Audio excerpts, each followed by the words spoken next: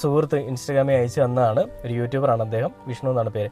ആ ഒരു വീഡിയോ ഞാൻ ആദ്യം ഒന്ന് പ്ലേ ചെയ്യാം. അത് പ്ലേ ചെയ്തതിന് ശേഷം നമുക്ക് വേടനെ പറ്റി അല്ലെങ്കിൽ ആ യുവ ഡോക്ടറിന് എന്താണ് പറയാനുള്ളതെന്നൂടെ കേട്ട് നോക്കാം. ആ ഒരു വീഡിയോയിൽ പറയുന്നത് ഇങ്ങനെയാണ്: ആൺ സുഹൃത്തിനെ രക്ഷിക്കാൻ പെൺകുട്ടിയുടെ വ്യാജമൊഴി. 75-കാരനായ സ്കൂൾ സെക്യൂരിറ്റി ജീവനക്കാരൻ പോക്സോ കേസിൽ പ്രതിയായി. 285 ദിവസം ജയിലിൽ, ഒടുവിൽ കുറ്റവിമുക്തൻ. അതായത് അദ്ദേഹത്തിന് ഇപ്പം നല്ല പ്രായമുണ്ട്.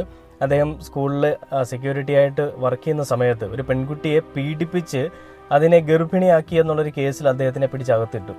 അതിനുശേഷം പെൺകുട്ടി ഇത് സത്യം തുറന്നു പറയുന്നത്, അല്ലെങ്കിൽ ഈ സംഭവം ഇങ്ങനെ ആയിരുന്നില്ല എന്ന് പറയുന്നത്, ആ പെൺകുട്ടി ഇദ്ദേഹം 285 ദിവസങ്ങൾക്ക് മുകളിൽ ജയിലിൽ കിടന്നതിന് ശേഷമാണ്. അതുവരെയും ആ പെൺകുട്ടി പറഞ്ഞിട്ടില്ല ഇത് ഇങ്ങനെയാണ് സംഭവിച്ചതെന്നൊന്നും. ആ സമയത്ത് ഇദ്ദേഹം അനുഭവിച്ചിട്ടുള്ള വേദനകൾ എത്രത്തോളം ആയിരിക്കും എന്നുള്ളത് നമുക്ക് ചിന്തിക്കാം, അല്ലേ?